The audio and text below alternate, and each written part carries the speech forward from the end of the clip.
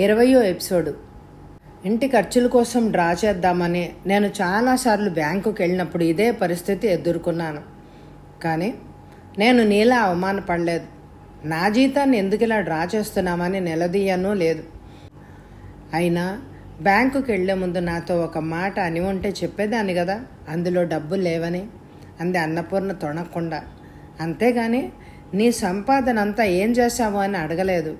ఇప్పుడున్న పరిస్థితుల్లో అలా అడిగితే అత్తమామల ముందు అల్లరవుతుందని ఊరుకుంది. ఇంట్లో చోటు చేసుకున్న అనూహ్య పరిణామాలకు కారణం ఏంటో తెలియకపోయినా ఇది భార్య చలవే అని గ్రహించాడు రామనాథం. ఇప్పుడు భార్య లేచి కాస్త అటు ఇటు తిరుగుతోంది కనుక తమ ఇంటికి వెళితే మంచిది అని అనుకున్నాడు. పెద్ద కొడుకు సుధాకర్ని పిలిచి తమకి వేరే వండుకునేందుకు ఏర్పాట్లు చేయమన్నాడు. ఇల్లు తండ్రి స్వార్జితం కనుక అతడి అభీష్టం మేరకు ఏర్పాట్లు చేశాడు సుధాకర్. నిత్యం ఇంట్లో ఘర్షణ పడే కంటే ఎవరిది వారు వండుకొని తింటే మంచిది అని అనుకున్నాడు. వనజకు కూడా ఈ ఏర్పాటు నచ్చింది. తానెంత చేసినా ఇంకా ఏదో తక్కువైంది అని గొణిగే అత్తగారి సాధింపు తప్పింది అని సావిత్రమ్మకు ఇదే నచ్చింది, స్వేచ్ఛగా ఉండొచ్చని. తాము నిస్సహాయ స్థితిలో ఉన్నప్పుడు ఇంటికి తీసుకొచ్చి ఆదరించి స్నానం దగ్గర నుంచి అన్ని సపర్యలు చేసిన చిన్న కోడలంటే ఏమాత్రం ఆదరం లేని సావిత్రమ్మ చల్లగా సాగే ఆ సంసారంలో చిచ్చు పెట్టి ఏదో సాధించాను అన్న ఆనందంతో తమ ఇంటికి వెళ్ళిపోయింది. రామనాథ మాత్రం కొడుకుని పిలిచి కారణం ఏంటో తెలియదు కానీ నీలో పాత లక్షణాలు కనిపిస్తున్నాయి. అన్నపూర్ణ మీద అయిన దానికి కాని దానికి అరుస్తున్నావు. అప్పుడప్పుడు చేయి కూడా చేసుకుంటున్నావు. ఇది ఎవ్వరికి మంచిది కాదు. ఎదుగుతున్న పిల్లల ముందు నీ విలువ పోగొట్టుకోకు. ఒక్కోసారి నువ్వేం చేస్తావో ఆలోచించు, వివేకంతో ప్రవర్తించు అని హితవు చెప్పాడు. తల్లి చేసిన హితబోధలు బాగా తలకెక్కిన విజయ్ కుమార్ తండ్రి చెప్పిందంతా ఈ చెవితో విని ఆ చెవితో వదిలేశాడు. భర్త చేస్తున్న ఆగడాలను భరిస్తూనే పళ్ళ బిగువన మరొక 2 ఏళ్లు బండి లాగింది అన్నపూర్ణ. శరత్ 10th క్లాస్కి వచ్చాడు. ఎంతో ప్రశాంతంగా ఉండే తమ ఇంట్లో నిత్యం ఎలాంటి ఘర్షణలు ఎందుకు జరుగుతున్నాయో అర్థం కాలేదు ఆ పసి మనస్సుకు. ఒకప్పుడు తండ్రి ఇంట్లో ఉంటే పండగలా భావించిన శరత్, అమృతలు ఇప్పుడు అతన్ని చూస్తేనే భయపడే స్థాయికి చేరుకున్నారు అతని ప్రవర్తన వలన. అమృత రాజారావు ఇంట్లో పెరుగుతూ ఉండడం వలన ఇవన్నీ పెద్దగా తెలియకపోయినా ప్రత్యక్షంగా చూస్తున్న శరత్ పైన ప్రగాఢమైన ముద్ర వేశాయి అన్నీ. ఏ క్షణంలో ఏం జరుగుతుందోనని అన్నపూర్ణతో పాటు శరత్ కూడా ప్రాణాలు అరచేతిలో పెట్టుకొని బ్రతకసాగాడు. ఒకరోజు హఠాత్తుగా ఇన్సూరెన్స్ ఏజెంట్ని ఇంటికి తీసుకొచ్చాడు విజయ్ కుమార్. ఈ మధ్యకాలంలో ఎప్పుడూ లేనంతగా ఆప్యాయంగా దగ్గరకు పిలిచాడు పూర్ణని. 20 లక్షలకు అన్నపూర్ణ పేరున ఇన్సూరెన్స్ చేస్తానని సంతకాలు పెట్టమని అడిగాడు. తనకి మాట మాత్రం కూడా చెప్పకుండా అన్నీ అతడే నిర్ణయించుకుని ఏకంగా ఇన్సూరెన్స్ ఏజెంట్ని ఇంటికి తీసుకురావడం ఎంత మాత్రం నచ్చలేదు ఆమెకు. వచ్చిన వారి ముందు ఘర్షణ పడడం ఇష్టం లేక అతడిని లోపలికి పిలిచింది. ఇప్పుడెందుకు విజయ్ ఇన్సూరెన్సు? పిల్లల పేరున ఏవో ఉన్నాయి కదా, ఆ పాలసీలు చాలవా? అదీగాక ఇంటికి పెట్టిన లోన్ కోసం జీతంలోంచి పెద్ద మొత్తం కటింగ్ అవుతుంది. అది పోగా వచ్చే దాంట్లో ఇంటి ఖర్చులు మేనేజ్ చేయడం చాలా కష్టంగా ఉంది. ఇప్పుడు ఈ పరిస్థితిలో ఈ పాలసీ తీసుకుంటే ప్రీమియం ఎలా కట్టడం? వద్దులే అంది నెమ్మదిగా. భార్య చెప్పింది వింటూనే బయటన పరాయి వారు ఉన్నారన్న ఆలోచన కూడా లేకుండా అరవడం మొదలుపెట్టాడు. అంటే ఏంటి నీ ఉద్దేశం? నీ సంపాదనతోనే ఈ ఇల్లంతా నడుస్తోంది అని అంటావా? మరి ఇన్నాళ్ళు నా సంపాదన ఏమైనట్టు అన్నాడు ఉగ్రంగా. అది నీకే తెలియాలి. నన్ను అడిగితే నేనేం చెప్పను? 2 పేరున జాయింట్ అకౌంట్ అంటూ ఓపెన్ చేశావు. అందులో నీ సంపాదన ఎంత చేస్తున్నావో ఏం చేస్తున్నావో నాకు తెలియదు. అందులో డిపాజిట్ అయిన నా జీతాన్ని కూడా తీసి నీ ఇష్టం వచ్చినట్టు ఖర్చు పెట్టేశావు. ఎన్నాళ్ళు దానికే సరైన లెక్కలు నాకు తెలియనప్పుడు నీ సంపాదన గురించి నాకు అజయం ఉంటుంది అన్నది అన్నపూర్ణ. అవన్నీ అందుకు ఆ పాలసీ పేపర్ల మీద సంతకాలు చేస్తావా లేదా అన్నాడు పంతంగా. చెప్పాను కదా వద్దని, ఎందుకు ఇలా ఒత్తిడి చేస్తావు నన్ను అంది అన్నపూర్ణ తగ్గకుండా. అలా వాగ్వివాదం పెరిగి నువ్వెంత అంటే నువ్వెంత అనుకునే స్థాయికి చేరుకున్నారు. ప్రిపరేషన్ హాలిడేస్లో ఇంటి దగ్గరే ఉండి చదువుకుంటున్న శరత్ తల్లిదండ్రుల తగువులు తారాస్థాయికి చేరడం గమనించి వచ్చిన ఏజెంటును మళ్ళీ రమ్మని చెప్పి పంపించేసి తలుపులేసేశాడు. కొంచెంసేపు అయ్యాక గదిలోంచి బయటకు వచ్చిన విజయ్ కుమార్ తాను తీసుకొచ్చిన ఏజెంట్ కనపడకపోవడంతో ఏడి ఎక్కడికి వెళ్ళాడు అతను అని అడిగాడు కొడుకుని. నేనే పంపించేశాను నాన్న అన్నాడు శరత్ భయంగా తండ్రి వంక చూస్తూ. దాంతో తిక్కరేగిన విజయ్ కుమార్ ఈడ్చిపెట్టి శరత్ చెంప మీద కొట్టి, అసలు ఏమనుకుంటున్నారా మీ అమ్మ కొడుకులు, మీరు ఏం చేసినా ఊరుకుంటానని అనుకుంటున్నారా అంటూ ఏజెంట్ వదిలి వెళ్ళిన ఫారాలను చేతిలోకి తీసుకుని, ఇదిగో పూర్ణ, నేను చెప్పినట్టు ఇందులో సంతకాలు పెట్టావా? సరే సరే, లేకుంటే అంటూ ఆగాడు అతను. లేకుంటే ఏం చేస్తావు విజయ్? చంపేస్తావా? చంపేయి, ఈ బ్రతుకు బ్రతకడం కంటే అదే హాయిగా ఉంటుంది అంటుండగా ఏదో తట్టినట్టయింది అన్నపూర్ణకి.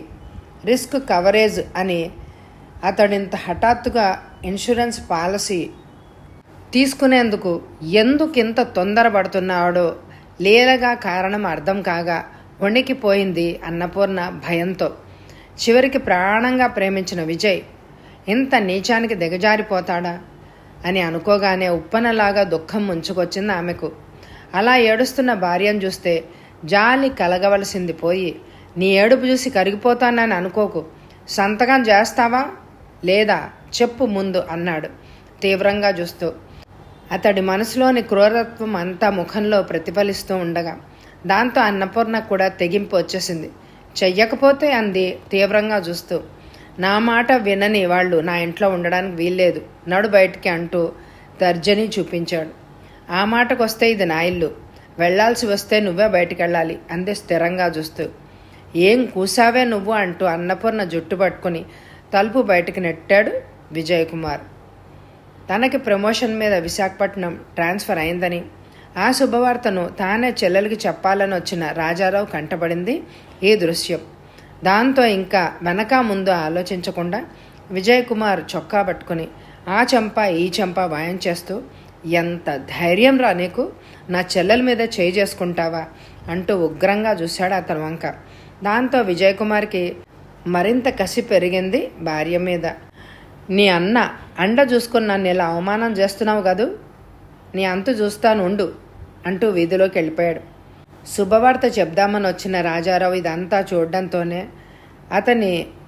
అతని ఆనందమంతా ఆవిరైపోయింది. ఎలా భరిస్తున్నావమ్మా వీడిని, ఇన్నాళ్ళు మారాడు అని అనుకున్నాం, ఇదంతా ఉత్తదేనా అన్నాడు బాధగా. మేనమామ మాట విని జాలిగా చూశాడు శరత్ తల్లి వైపు. నానమ్మ తాతయ్య రాకముందు ఎంతో ప్రశాంతంగా ఉండేది తమ ఇల్లు, ఇప్పుడెందుకు ఇలా అయిందో అర్థం కాలేదు అతనికి. జరిగింది అన్నగారు చూశారు కనుక భర్తను సమర్థించే ప్రయత్నం ఏదీ చేయలేదు అన్నపూర్ణ. ఇల్లు కొన్న దగ్గర నుంచి ఈ మధ్యకాలంలో తమ మధ్య చోటు చేసుకున్న పరిణామాలన్నీ వివరంగా చెప్పింది. అంతా విన్న రాజారావు, పదమ్మ మన ఇంటికి వెళ్ళిపోదాం, ఇంకా ఈ త్రాష్ట్రుడితో నువ్వు వేగలేవు, నువ్వు పుట్టాక ఇంతవరకు పొరపాటును కూడా మేమెవ్వరం చెయ్యెత్తి ఒక్క దెబ్బ కూడా కొట్టలేదు, కానీ వీడు నా కళ్ళ ముందే నిన్ను కొట్టాడు, నిన్ను చూసి ఊరుకున్నానే కానీ లేకపోతే వాడిని ఈరోజు చంపేసేవాడిని అన్నాడు ఇంకా తగ్గని ఆవేశంతో. నాకు తెలుసు అన్నయ్య, నా మీద నీకున్న ప్రేమ అలాంటిది, కానీ ఆవేశపడితే ఆలోచన చచ్చిపోతుంది. ఈ ఇల్లు నా కష్టార్జితంతోనూ నీ కష్టార్జితంతోనూ కొన్నది, దీన్ని తన సొంతం అనడానికి అతడికే హక్కు ఉంది. అయినా మనం భయపడి పారిపోయినంతకాలం ఇలాంటి వాళ్ళు భయపడుతూనే ఉంటారు. నేను ఇక్కడే ఉండి నా హక్కును కాపాడుకుంటాను, ఇష్టం లేకపోతే అతనే బయటికి వెళ్ళిపోతాడు. కాకపోతే నువ్వు ఒక పని చెయ్యి అన్నయ్య, శరత్కి మరొక 10 రోజుల్లో 10th పరీక్షలు మొదలవుతాయి. ఈ గొడవల్లో వాడు ఇక్కడుంటే వాడి ఏకాగ్రత దెబ్బతింటుంది. వాడిని నీతో పాటు తీసుకెళ్లి పరీక్ష రేపనగా తీసుకొచ్చి దింపేయి అంది అన్నపూర్ణ. ఎలాగమ్మా, నేను నిన్ను నరకంలో వదిలేసి వెళ్ళడం, పోనీ ఒక పని చేయి, ఈ గొడవలు సద్దు మణిగేదాకా 4 రోజులు అక్కడొచ్చి ఉందిగానరా అన్నాడు రాజారావు నచ్చ చెప్తున్నట్టుగా. మా వాళ్ళకు కూడా ఎగ్జామ్స్ దగ్గర అవుతున్నాయి కదన్నయ్య, ఇంకా కంప్లీట్ చేయవలసిన సిలబస్ మిగిలే ఉంది, ఇప్పుడు నేను రావడానికి అవ్వదులే అంది. అప్పుడు అన్నాడు శరత్, మామయ్య అమ్మని ఇక్కడ ఒంటరిగా వదిలేసి నేను కూడా రాను, నానమ్మ తాతయ్య వచ్చి వెళ్ళాక ఈ 2-3 ఏళ్ళు అమ్మ తిట్లు దెబ్బలు తినని రోజే లేదు, తోడుగా నేను కూడా లేకపోతే అమ్మ ఏమైపోతుంది, వాడి కళ్ళల్లో తల్లిని ఏవేళెప్పుడు అయినా తండ్రి వచ్చి చంపేస్తాడేమోననే భయం రెపరెపలాడుతోంది. అది చూసి బాధగా నెట్టూడ్చి చెల్లెలకి మేనల్లుడికి ఎన్నో జాగ్రత్తలు చెప్పి భారమైన మనసుతో నడదోవలు వెళ్ళిపోయాడు. 5-6 రోజుల్లో తాము విశాఖపట్నం షిఫ్ట్ అయిపోతున్నామని చెప్పాడు. రాజారావు వెళ్ళిన అరగంటకు విజయకుమార్ బాగా తాగేసి ఇంటికొచ్చాడు. వస్తూనే ఏడి వాడున్నాడా పోయాడా అంటూ చుట్టూ చూశాడు బావమరిది కోసం. అతడి చేతుల్లో దెబ్బలు తిన్న అవమానం విజయకుమార్ని దహించేస్తోంది. అతడు కనిపించకపోవడంతో తన కసి తీరేదాకా అన్నపూర్ణను కొట్టాడు. నీకెంత పొగరే, మొగుడి మాట అంటే అంత లెక్కడ లేకుండా పోయిందా? పాలసీ కాగితాల మీద సంతకాలు పెట్టమంటే మీ అన్నని రప్పించి నన్ను కొట్టిస్తావా? ఏమనుకున్నావే నా గురించి నువ్వు? నేను తలుచుకుంటే నిన్ను నీ అన్నని అటెంప్ట్ టు మర్డర్ కింద కేసు పెట్టి బొక్కలో తోయించగలను, ఊచలు లెక్కబెట్టించగలను అని అరవసాగాడు. తల్లిని కొట్టకుండా అడ్డుకోబోయిన శరత్కి కూడా 4 అంటించాడు. మీరందరూ ఒకటేరా అంటూ. విజయకుమార్ చేతుల నుండి కొడుకును బలవంతంగా లాక్కుంటూ, వదిలి వాణ్ణి, ఎందుకు వాణ్ణి కొడతావు? ఇప్పుడు మీ అమ్మ వీడిని చంపాలి అని అనుకుంది, చీమల మందు కలిపి. ఎప్పుడు నువ్వు ఇన్సూరెన్స్ చేసి నన్ను చంపాలనుకుంటున్నావు. ఈ నిజం మాకు తెలిసిపోయిందనే ఉక్రోషం పెట్టలేక ఇలా హింసిస్తున్నావా అంది అన్నపూర్ణ కోపంగా.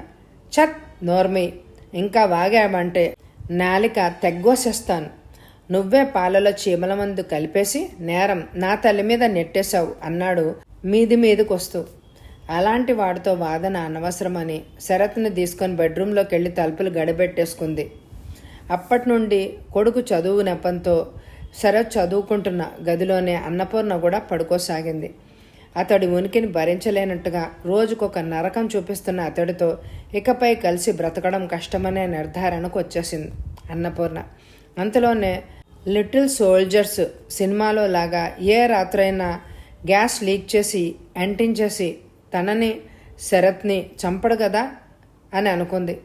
అలా అనుకోగానే రాత్రిపూట నిద్రపోయేందుకు కూడా భయపడసాగింది అన్నపూర్ణ. చూస్తూ ఉండగానే శరత్ పరీక్షకు వెళ్లే రోజు దగ్గరకు వచ్చేసింది. ఇంట్లో జరిగే విషయాలన్నీ పక్కకు నెట్టి కొడుకు చదువు మీద దృష్టి పెట్టి పరీక్షకు అతన్ని బాగా ప్రిపేర్ చేసింది. శరత్ పరీక్ష హాల్లోకి వెళ్ళి కూర్చున్నాడు. అందరి ఏకాగ్రతతో పరీక్షలు రాస్తుంటే శరత్ పేపర్ మీద ఒక్క అక్షరం కూడా రాయలేకపోతున్నాడు. పేపర్లో అతడి ప్రశ్నలకు బదులు తల్లి రూపమే కనిపించసాగింది. ఈ 10 రోజులు తాను ఇంటి దగ్గర ఉన్నాడు కనుక తండ్రి నుంచి ఏ ఆపద రాకుండా చూసుకోగలిగాడు. ఇప్పుడు తాను ఇంట్లో లేని సమయం చూసి తండ్రి తల్లిని చంపేస్తాడేమోననే భయం అతన్ని వణికించింది. కన్నీళ్లతో అతడి ఆన్సర్ షీట్ తడిసిపోయింది. వాచింగ్కి వచ్చిన టీచర్ అది చూసి మొహం చిట్లిచ్చింది. చదవాల్సిన కాలం అంతా వృధాగా గడిపేసి ఇప్పుడు ఎగ్జామ్ హాల్లోకి వచ్చి ఎలా శోకాలు పెడతారు అంటూ దగ్గరకు వచ్చి, ఎందుకు ఏడుస్తున్నావు? సరిగా చదువుకొని రాలేదా అంది కోపంగా చూస్తూ. కాదు మా అమ్మ అంటూ ఏడ్చేశాడు శరత్. అది ఎగ్జామ్ హాల్ అని కూడా చూడకుండా. దాంతో టీచర్కేమీ అర్థం కాక అయోమయంగా చూసింది.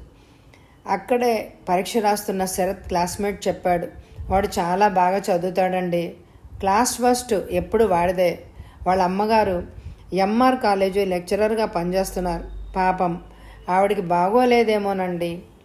ఆ మాట వినడంతో ఆవిడ మనసంతా జాలితో నిండిపోయింది. శరత్ దగ్గరికి వెళ్ళి భుజం మీద చేసి, బాధపడకు బాబు, మీ అమ్మగారికి ఏం కాదులే, టైం అయిపోతుంది కదా, ముందు పరీక్ష రాయాలమ్మా, లేకపోతే ఇన్ని రోజులు నీవు పడిన కష్టమంతా వృధా అయిపోతుంది అంటూ ఎంతో నచ్చజెప్ప చూసింది. కానీ శరత్ అశక్తుల్లాగా అలా మరో అరగంట కూర్చుని ఇంటికి వచ్చేశాడు. పరీక్షకు వెళ్ళి గంట కూడా గడవకముందే ఇంటికొచ్చిన కొడుకుని చూసి ఆశ్చర్యపోయింది అన్నపూర్ణ. ఎరా ఇలా వచ్చావు, పరీక్ష రాయలేదా అని అడిగింది. రాయలేకపోయానమ్మా, ఏ వేళెప్పుడైనా నాన్నొచ్చి నిన్ను చంపేస్తాడేమోనని భయమేసింది అన్నాడు తల్లిని చుట్టి ఏడ్చేస్తూ. శరత్ను చదివించాలని అన్నపూర్ణ గత వారం రోజులుగా సెలవు పెట్టి ఇంటి దగ్గరే ఉంది. రేపటి నుంచి కాలేజీకి వెళ్దాము అని అనుకుంటోంది. ఈరోజు కొడుకు ఇలా పరీక్ష రాయకుండా రావడం చూసి ఆమె మనసు తల్లడిల్లిపోయింది. సంవత్సరం రోజులుగా వాడు పడిన కష్టమంతా వృధా అయింది అని బాధపడసాగింది. తన కోసం ఏడుస్తున్న కొడుకుని ఎలా ఓదార్చాలో బోధపడలేదు ఆమెకు. రాష్ట్ర స్థాయిలో మంచి ర్యాంకు రావాల్సిన కొడుకు కుటుంబ కలహాల వల్ల ఇలా అయిపోయిందే అతని బతుకు అని బాధపడింది. ఇంకా అక్కడే ఉంటే పరీక్ష రాయలేకపోయాను అనే బాధ వాడిని ఎక్కడ తినేస్తుందోనని భయపడింది. అందుకే అన్నగారింటికి వెళ్ళిపోదాము అని నిర్ణయించుకుంది. లేనన్న, మొహం కడుక్కొని బట్టలు మార్చుకునిరా అంటూ శరత్ని లేవదీసి తాను తయారై ఇంటికి తాళం పెట్టేసి బయలుదేరింది అన్నపూర్ణ. అంతకు 2 రోజుల క్రితమే అన్నగారు విశాఖపట్నం వచ్చామని ఫోన్ చేసి చెప్పడం వల్ల సరాసరి అక్కడికే వెళ్ళిపోయింది. అన్నపూర్ణతో పాటు శరత్ని చూసి వసుంధర ఎంతో ఆశ్చర్యపోయింది. ఏంట్రా ఇలా వచ్చావు? ఇవాల్టి నుండి నీకు పరీక్షలు కదా అంది. లేదు వదిన, వాడు పరీక్ష రాయలేదు అంటూ జరిగిందంతా చెప్పింది. అది విన్న వసుంధరకి ఏమనడానికి ఏమీ పాలుపోలేదు. రాజారావు ఇంటికి వచ్చాక వాళ్ళని చూడడంతోనే ఏం జరిగిందో తేలిగ్గానే గ్రహించాడు. పోన్లేరా, దిగులు పడకు, ఈ సంవత్సరం కాకపోతే వచ్చే సంవత్సరం పరీక్ష రాసి ఇంకా మంచి మార్కులు తెచ్చుకుందుగానే అన్నాడు ఓదార్పుగా. కొడుకుని అక్కడ ఉంచి తిరిగి వెనక్కి వెళ్ళిపోవాలి అని అనుకుంది అన్నపూర్ణ. కానీ ఎంత ప్రయత్నించినా ఒంటరిగా తల్లి అక్కడికి వెళ్లేందుకు శరత్ ఇష్టపడలేదు. మరో 2 రోజులు అన్నగారి ఇంట్లోనే ఉండి స్థిమితపడ్డాక శరత్ని తీసుకుని విజయనగరం వచ్చేసింది. అన్నపూర్ణ విశాఖపట్నం వెళ్ళిన రోజు సాయంత్రం 4 గంటలకు ఇంటికొచ్చాడు విజయ్ కుమార్. ఇంట్లో ఎవ్వరూ లేకపోవడం చూసి ఆశ్చర్యపోయాడు. వండిన వంట వండినట్లే ఉంది. తినకుండా ఎక్కడ పోయారు అని అనుకున్నాడే కానీ కొడుకు పరీక్ష ఎలా రాశాడని కానీ వాళ్ళు ఎక్కడికి వెళ్ళారని కానీ కొంచెం కూడా ఆలోచించలేదు. తిరిగి 2 రోజుల తర్వాత వచ్చిన భార్య బిడ్డలను చూసి మళ్ళీ ఎందుకు వచ్చారు? నేను చెప్పిన మాట వినలేని వాళ్లకు నా ఇంట్లో ఉండే అర్హత లేదు అన్నాడు తగువుకు దిగుతూ. నీ ఇల్లు ఇక్కడెక్కడుంది? ఇది నా ఇల్లు, పోవాలనుకుంటే నువ్వే వెళ్ళిపో అంది అన్నపూర్ణ కరుగ్గా. అంతదాకా వచ్చిందా వ్యవహారం? అది చూస్తాను అయితే అంటూ విచక్షణారహితంగా భార్యా బిడ్డలను ఇద్దరిని కొట్టి వీధిలోకి నెట్టేసి తలుపులేసేసుకున్నాడు. దారిని పోయే వాళ్ళందరూ వారిని వింతగా చూస్తుంటే ఆ తల్లి కొడుకులు ఇద్దరూ సిగ్గుతో చితికిపోయారు. అమ్మా, మనం ఇంట్లో ఉండడం ఇంకా అవసరం అంటావా? వెళ్ళిపోదాం పదమ్మా అన్నాడు శరత్. ఎక్కడికి వెళ్తాంరా, ఇదే మన ఇల్లు అంది దృఢంగా. అయినా సరే వద్దమ్మా, వెళ్ళిపోదాం ఇక్కడి నుండి అన్నాడు శరత్ బ్రతిమలాడుతున్నట్లుగా. ఏంటి నాన్న, నువ్వు కూడా అలా అంటావు? ఇప్పటికిప్పుడు ఎక్కడికి వెళ్తాం అంది. ఎక్కడికైనా పర్వాలేదు, ఇంట్లో మాత్రం నేను ఉండను అన్నాడు శరత్ స్థిరంగా. అంత పట్టుదలగా మాట్లాడుతున్న కొడుకు ఆలోచనను తానింక మార్చలేను అని అనుకుంది. మోహన్ రావు ఇంటికి శరత్ని తీసుకెళ్ళింది. జరిగిందంతా విని నెట్టూడ్చాడు మోహన్ రావు. కుక్క తోక వంకర అన్నట్టు కొందరు ఇంతేనమ్మా, వారు సుఖపడరు, మిగతా వారిని సుఖపడనివ్వరు. నీ కొడుక్కి నీ ఆత్మాభిమానమే వచ్చినట్టుంది, అందుకే డబ్బు కంటే మనుషులకు మనసులకు ఎక్కువ విలువిస్తున్నాడు అన్నాడు. శరత్ ఆ ఇంట్లోకి రానన్నాడు కనుక మోహన్ రావు సాయంతో తనకి అవసరమైన సామాన్లన్నిటినీ తీసుకుని కాలేజీకి దగ్గరగా ఇల్లు తీసుకొని వెళ్ళిపోయింది అన్నపూర్ణ. తన దాటికి ఆగలేక వెళ్ళిపోయిన భార్యను చూసి వికటంగా నవ్వుకున్నాడు విజయ్ కుమార్. అయితే ఆ ఇంటిని వదిలి వెళ్ళినా ఇంటి మీద హక్కులను వదిలేందుకు అన్నపూర్ణ సిద్ధంగా లేదు. నెల నెల జీతం నుండి కటింగ్ అవుతున్న హౌసింగ్ లోను డీటెయిల్స్ని పట్టుకొని మోహన్ రావు దగ్గరికి వెళ్ళింది కేసు ఫైల్ చేసేందుకు. నువ్వేం బాధపడకమ్మా, ఈ కేసు నేను టేకాఫ్ చేస్తాను, ఆధారాలతో సహా అన్నీ మన పక్షానే ఉన్నాయి, వాడు నీకు ఇల్లు ఎలా స్వాధీనం చేయడో చూస్తాను అన్నాడు మోహన్ రావు. మాలతి కూడా అన్నపూర్ణని ఎంతో ఓదార్చింది. అయితే దురదృష్టవశాత్తు ఆ రాత్రే మోహన్ రావుకి గుండెపోటు వచ్చింది. హాస్పిటల్లో చేరేలోగానే ప్రాణం పోయింది. జరిగిన దానికి ఎంతో బాధపడింది అన్నపూర్ణ. ఇదంతా నా దురదృష్టం అని అనుకుంది. తరచూ అక్కడికి వెళ్ళి మాలతిని ఓదారుస్తూ ఉండేది. కష్ట సమయంలో తనని ఆదుకున్నది ఆ భార్యాభర్తలు. వారంటే ఎంతో గౌరవం ఆమెకు.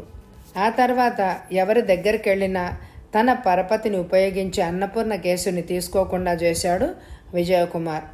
జరిగిందంతా తెలుసుకున్న రామనాథం కొడుకుని సరి చెయ్యాలి అని అనుకొని చాలా ప్రయత్నించాడు, కానీ సాధ్యం కాలేదు. చేసేదేం లేక అన్నపూర్ణను కలిసి తన సానుభూతిని తెలియజేశాడు. ఇల్లు స్వాధీనం చెయ్యకపోవడమే కాకుండా అన్నపూర్ణ ఇంటికి వచ్చి ఏదో గొడవ పెట్టుకుని చుట్టుపట్ల వారి దగ్గర ఆమె మర్యాద పోయేలాగా చేసి మనశ్శాంతి లేకుండా చేయసాగాడు. ఆ బాధ పడలేక విడాకులకు అప్లై చేసింది అన్నపూర్ణ. అది తెలిసి సంఘంలో నా ఇమేజ్ దెబ్బతీయాలనే కదా విడాకులు అంటున్నావు?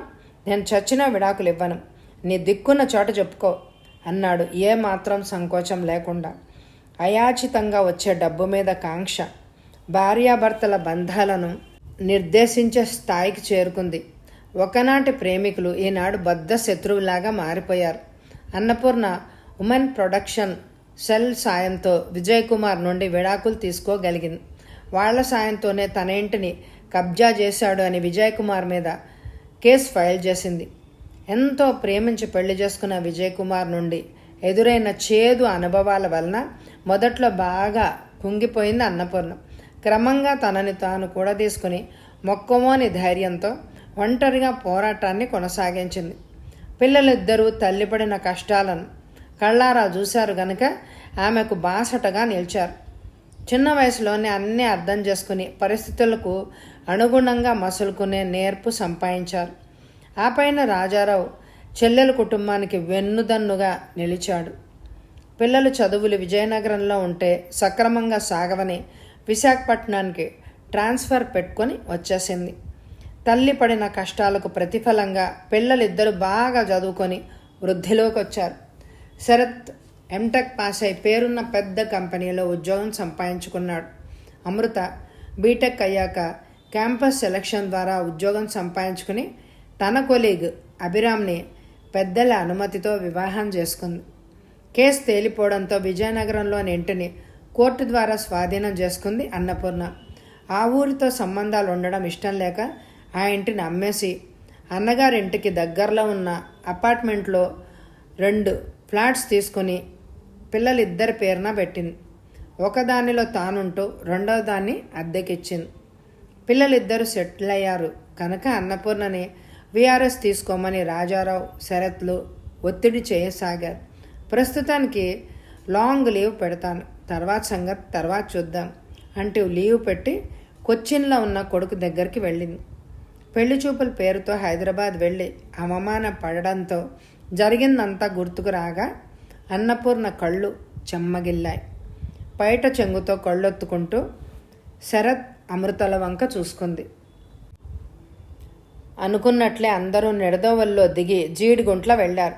శాంతమ్మ రంగయ్యల వయసు మీద పడినా ఉత్సాహం మాత్రం ఏమీ తగ్గలేదు వాళ్లలో.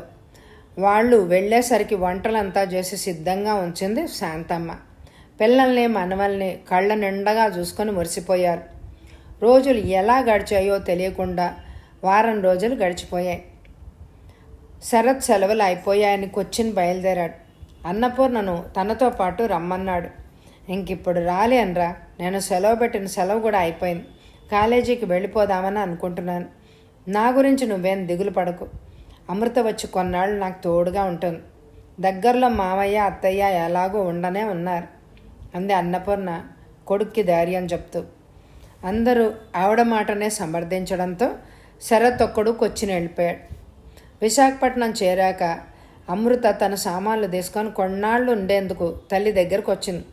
తాము ఉండేది ఊర్లోనే గనక అభిరామ్ 2 రోజులకు ఒకసారి అత్తారింటికి వచ్చి భార్యా బిడ్డలతో గడిపి వెళ్ళసాగాడు. అన్నపూర్ణ పెట్టిన సెలవు ముగియడంతో కాలేజీకి వెళ్ళి రాసాగింది. తల్లి కొంచెం కుదుటిపడినట్టు అనిపించాక అమృత తమ ఇంటికి వెళ్ళిపోయింది. ఆ రోజు ఆదివారమే కావడంతో తీరిగ్గా లేచి కాఫీ కలుపుకొని తాగుతూ పేపర్ చూడసాగింది అన్నపూర్ణ. కాలింగ్ బెల్ మోగడంతో అన్నే వచ్చినట్టున్నాడు అనుకుంటూ తలుపు తెరిచింది. ఎదురుగా అపరిచిత యువతి నవ్వుతూ కనిపించడంతో ఆశ్చర్యపోయింది. ఆ అమ్మాయిని ఎక్కడో చూసినట్టు అనిపించినా ఎక్కడ చూసింది అన్నపూర్ణ గుర్తు రాలేదు. రాంగ్ అడ్రస్ కానీ వచ్చిందేమో అనే అనుమానంతో ఎవరు కావాలమ్మా అని అడిగింది అన్నపూర్ణ. మీరే కావాలంటీ, మీకోసమే వచ్చాను, లోపలికి రావచ్చా అంది అనుమతి కోరుతున్నట్లుగా అదే చిరునవ్వుతో చూస్తూ. ఆ మాటలు విని ఆశ్చర్యపోతూనే రామ్మ అంటూ లోపలికి ఆహ్వానించింది అన్నపూర్ణ. లోపలికి వస్తూనే చుట్టూ చూస్తూ మీ ఇల్లు చాలా బాగుందంటీ అని మెచ్చుకుంది. థ్యాంక్ యూ, అలా కూర్చో అంటూ కుర్చీ చూపించి కాఫీ కావాలా అని అడిగింది. వద్దా ఆంటీ, నాకు కాఫీ ఇష్టమే కానీ ఎక్కువసార్లు తాగడం అలవాట్లేదు, మంచినీళ్ళు ఇవ్వండి చాలు అంది. చాలా టిపికల్ క్యారెక్టర్లా ఉందే ఈ అమ్మాయి అని నవ్వుకుంటూ మంచినీళ్లతో పాటు 4 బిస్కెట్లు పెట్టుకొని వచ్చి తీసుకో అమ్మా అంది అన్నపూర్ణ. కొంచెం మంచినీళ్ళు తాగి బిస్కెట్ తీసుకొని కొరుకుతూ థ్యాంక్స్ ఆంటీ అన్నది ఆ అమ్మాయి. ఎందుకు అని అడిగింది అన్నపూర్ణ. నన్ను లోపలికి రానివ్వడమే కాకుండా ఇలా కూర్చోబెట్టి అతిథి సత్కారం చేస్తున్నందుకు. ఈ కాలంలో ఇలా అపరిచితులు తలుపు కొట్టి నవ్వుతూనే లోపలికి చొరబడి ఇల్లంతా దోచుకుపోతున్నారు కదా, ఆ కేటగిరీలో నన్ను కట్టి తలుపు మోయనందుకు అన్నదా అమ్మాయి నవ్వుతూ. ఓ అదా, సరే చెప్పు, ఎందుకొచ్చావు, నాతో ఏం పని అని అడిగింది అన్నపూర్ణ సూటిగా విషయానికి వస్తూ. నన్ను మీరు గుర్తుపట్టలేదని నాకు ఇక్కడికి వచ్చిన వెంటనే అర్థమైంది ఆంటీ. అఫ్కోర్స్ మీరు ఫోటోల్లో తప్ప బయట నన్ను స్వయంగా చూడలేదు కదా, గుర్తుపట్టడం కొంచెం కష్టమే లేండి. నా పేరు ప్రత్యూష, నేను హైదరాబాద్ నుంచి వచ్చాను అంది కళ్ళు దించుకొని. అంతవరకు ధైర్యంగా తలెత్తుకొని మాట్లాడిన ఆ అమ్మాయి గొంతు సంకోచంతో చిన్నగా వణికింది. అప్పుడు గుర్తొచ్చింది అన్నపూర్ణకి ఆ అమ్మాయి ఫోటో వదినగారి దగ్గర చూసిన సంగతి. అదే ప్రత్యూష తాము హైదరాబాద్ వెళ్ళి వచ్చిన కొత్తల్లో ఇక్కడికి వచ్చి ఉంటే ఇలా కూర్చోబెట్టి మాట్లాడేదే కాదు అన్నపూర్ణ. కానీ ఇప్పుడు కొంచెం స్థిమిత పడింది కనుక అప్పటి బాధ అవమానం లేకపోవడం వలన ఏమాత్రం ఉద్రేక పడలేదు. అవును, గుర్తొచ్చింది. అయితే ఇప్పుడు మా ఇంటికి ఎందుకు వచ్చినట్టు అంది సూటిగా చూస్తూ. ఆంటీ, ఇలా మీ ఇంటికి రావచ్చో కూడదో నాకు తెలియదు, కానీ నా ఫీలింగ్స్ మీతో పంచుకుంటే తప్ప దానికి ఒక పరిష్కారం దొరకదనిపించి ఇలా వచ్చాను అంటూ కొంచెం మంచినీళ్లు తాగి చెప్పడం మొదలుపెట్టింది. రాజారాం అంకుల్ మా నాన్నగారికి ఇచ్చిన Sharath phone number mail ID ద్వారా నేను తనని కాంటాక్ట్ చేశాను. మొదట్లో శరత్ ఒక ఆడపిల్ల ఇలా చొరవ చేసి పరిచయం చేసుకోవడం చూసి చాలా ఆశ్చర్యపోయాడు, కంగారు పడ్డాడు. తర్వాత నా భావాలు అతడికి నచ్చి ఇద్దరం చాటింగ్ ద్వారా ఫోన్ల ద్వారా ఒకరి అభిప్రాయాలను ఒకరం తెలుసుకున్నాం. నాకు తన సంగతి పూర్తిగా తెలియదు, కానీ నాకు మాత్రం అతడే సరైనవాడు అని అనిపించింది అంటూ ఆగింది ప్రత్యూష. కానీ ఈ విషయాలేమీ శరత్ నాతో ఎప్పుడు చెప్పలేదమ్మా అంది అన్నపూర్ణ ఆశ్చర్యంగా. బహుశా మీకు చెప్పేందుకు బెడియపడి ఉంటాడా ఆంటీ, అతడిని తప్పుగా అనుకోకండి అంది సమర్థిస్తున్నట్లుగా. ఏమీ కాకుండానే ఈ అమ్మాయి నా కొడుకుని ఓన్ చేసుకొని సమర్థిస్తుంది అని ఆశ్చర్యపోయింది అన్నపూర్ణ. ప్రత్యూష రాక మాట అంతా వింతగానే ఉంది ఆమెకు. ఈ పిల్లంటి ఇంత చొరవగా మాట్లాడుతోంది అని అనుకోకుండా ఆంటీ, నాకు శరత్ అందచందాలే కాదు అతడి అభిరుచులు మనోభావాలు ఎంతగానో నచ్చాయి. ముఖ్యంగా మీ పట్ల అతనికున్న కన్సర్న్ అన్నిటికంటే బాగా నచ్చింది. తల్లిని ప్రేమించే మగవాడు భార్యను కూడా ప్రేమిస్తాడని మా అమ్మ ఎప్పుడు చెప్తూ ఉంటుంది. మేమంతా మీతో సంబంధం కలుస్తున్నందుకు ఎంతో సంతోషించాం. కానీ దురదృష్టవశాత్తు ఆ రోజు మా నాన్నగారు మిమ్మల్ని చాలా హర్ట్ చేశారు. ఆ తర్వాత చేసిన తప్పు తెలుసుకున్నారు, కానీ ప్రయోజనం లేకపోయింది. మీరు నన్ను చూడకుండానే ఇక్కడికి వచ్చేశారు. ఆ తర్వాత శరత్ని కాంటాక్ట్ చేయాలని నేను చాలా ప్రయత్నించాను. ఫోన్ చేస్తే కట్ చేసాగాడు. జరిగిన దానికి మా నాన్నగారి తరఫున సారీ చెప్తూ మెయిల్ చేస్తే ఇంకెప్పుడు తనని కాంటాక్ట్ చేయవద్దని రిప్లై ఇచ్చాడు. మీరు చెప్పండి ఆంటీ, మా నాన్నగారు చేసిన తప్పుకి నన్ను బాధ్యురాల్ని చేయడం న్యాయమేనా? తనని ఎంతో ఇష్టపడుతున్నాను నేను, ఆ సంగతి తనకు కూడా తెలుసు. కానీ ఇలా అంటూ మాట పూర్తి చేయలేక ప్రత్యూష కళ్ళొత్తుకుంది. తాను అంగీకరిస్తుందో లేదో తెలియకపోయినా కొడుకు ద్వారా ఈమెయిల్లో తన గురించి తెలుసుకుని ఎంతో నమ్మకంతో ఈరోజు తన కష్టం తీర్చమని వచ్చిన అమ్మాయిని చూస్తే జాలేసింది అన్నపూర్ణకి. అదే సమయంలో తల్లిని బాధ పెట్టేవారిని ఎవరిని తన దరిదాపులు కూడా చేరనివ్వనని కొడుకు సంగతి మరింత స్పష్టంగా బోధపడింది ఆమెకు. అసలు ఈ ప్రేమ ఎంత విచిత్రమైంది! మనుషులను ఆడించి మత్తులో ముంచేసి ఒక ప్రవాహంలో పడి కొట్టుకుపోయేలాగా చేస్తుంది. తాను ప్రేమించిన ప్రేయసో ప్రియుడో తప్ప ఇంకెవ్వరూ కనిపించరు, వినిపించరు వాళ్ళకి. కానీ తల్లి కోసం తాను ఇష్టపడిన అమ్మాయినే తృణప్రాయంగా ఎంచినవాడు శరత్ అయితే తల్లిని ప్రేమించిన వాడే నన్ను బాగా చూసుకుంటాడు అని నమ్మి ఎంత దూరం ప్రయాణం చేసి వచ్చిన ఈ అమ్మాయి ఇద్దరూ ఇద్దరే. వెంటనే అన్నపూర్ణకి ఎక్కడో చదివిన వాక్యం గుర్తొచ్చింది. మంచి నడవడిక అనేది ఎవరో ఇచ్చే కానుక కాదు, అది ఎవరికి వారు అనుసరించి సాధించవలసింది అని. ఆ అమ్మాయిని చూస్తుంటే ఆ నిర్వచనానికి సరిపోతుంది అని అనిపించింది అన్నపూర్ణకు. తన మాటకేమీ జవాబు ఇవ్వకుండా ఆలోచనలో కూరుకుపోయిన అన్నపూర్ణ వైపు ఆరాటంగా చూస్తూ, ఆంటీ, నేనేమైనా తప్పుగా మాట్లాడానా అంది బెదురుగా. ఆ మాట విని చిరునవ్వుతో ప్రత్యూష వంక చూస్తూ, లేదమ్మా, కరెక్ట్గానే మాట్లాడావు. నువ్వు ఇక్కడికి వచ్చి మంచి పనే చేశావు, రా లోపలికి అంది అన్నపూర్ణ నవ్వుతూ. ప్రత్యూష అడిగిన దానికి జవాబు చెప్పకుండా ఇల్లంతా తిప్పి చూపించింది. బెడ్రూమ్లో వేలాడదీసిన కార్డ్బోర్డ్ మీద వాక్యాలు ప్రత్యూష దృష్టిని ఆకర్షించాయి. అక్కడ కొన్ని వాక్యాలున్నాయి. అవేంటో మీరు కూడా చూడండి శ్రోతలు. The most constructive habit is inspiring others. There is no need for temples, no need for complicated philosophies. Your brain and your head are your temple. Your philosophy is your kindness. ఆ అమ్మాయి మాటని నడకని పరిశీలనగా చూస్తూ తనని అంచనా వేసే ప్రయత్నంలో పడింది. మళ్ళీ అంతలోనే అనుకుంది, దాదాపు 2 సంవత్సరాలు విజయ్ కుమార్తో తిరిగి అతడిని పూర్తిగా అర్థం చేసుకున్నాననే అనుకుంది. కానీ ఏమైంది? 2 సంవత్సరాల్లో సాధ్యం కాంది ఒక్క గంటలోనూ రోజులోనూ ఎలా సాధ్యమవుతుంది అని అనుకుంది. కానీ అది ఆకర్షణలకు లొంగిపోయే అనుభవ శూన్యమైన వయసు. ఇప్పుడు అన్ని అనుభవాలతో పండిపోయిన వయసు. రెంటికి చాలా తేడా ఉంది అని అనుకుంది.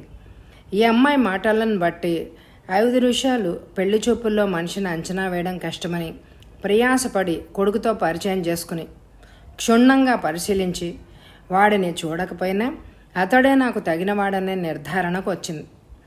ఆమె తండ్రి మూలంగా నేను హర్ట్ అయ్యానని బాధపడ్డమే గాక పదే పదే కొడుక్కి సారీలు చెప్తూ ప్రాధేయపడింది. ఇంత చదువు, అందము, ఉద్యోగం ఉన్న అమ్మాయి తాను కోరుకుంటే ఎలాంటి వరుణ్ణైనా చాలా సులభంగా పొందగలదు. కానీ ప్రత్యూష మనిషికి మనసుకే ఎక్కువ విలువ ఇచ్చింది కనుక తనను వెతుక్కుంటూ ఇక్కడికొచ్చింది. ఆ విశ్లేషణ అన్నపూర్ణని ఒక నిర్ణయానికి వచ్చేలా చేసింది. ప్రత్యూషతో మాట్లాడుతూనే సేమ్యా ఉప్మా చేసింది. మొదటిసారి తన ఇంటికొచ్చిన అమ్మాయికి తీపి తినిపిస్తే బాగుంటుంది అని అనిపించి ఫ్రిడ్జ్లో ఉన్న స్వీట్ బాక్స్ బయటకు తీసింది. ఆ అమ్మాయి తన ఇంటికి కాబోయే కోడలు అనుకోగానే అన్నపూర్ణకి ఏదో చెప్పలేని ఆనందం కలిగింది. టిఫిన్ల కార్యక్రమం పూర్తయ్యాక ఒక్క 10 నిమిషాలు ఆ బాక్స్ చూస్తూ ఉండమ్మా, ఇప్పుడే వస్తానంటూ బెడ్రూమ్లోకి వెళ్ళి శరత్కి ఫోన్ చేసింది.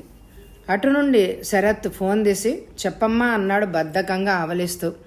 ప్రత్యూష గురించి నీ అభిప్రాయం ఏమిట్రా అని అడిగింది అన్నపూర్ణ ఏ ఉపోద్ఘాతమూ లేకుండా. ప్రత్యూష పేరు వింటూనే శరత్ నిద్ర మత్తంతా వదిలిపోయింది. మంచం మీద నుంచి లేచి కూర్చుంటూ ప్రత్యూష ఎవరమ్మా అన్నాడు అర్థం కానట్టుగా. ఒరేయ్, నా దగ్గర నటించకురా. ప్రత్యూష ఎవరో నీకు అర్థమైంది, నాకు తెలుసు, అయినా చెప్తున్నాను.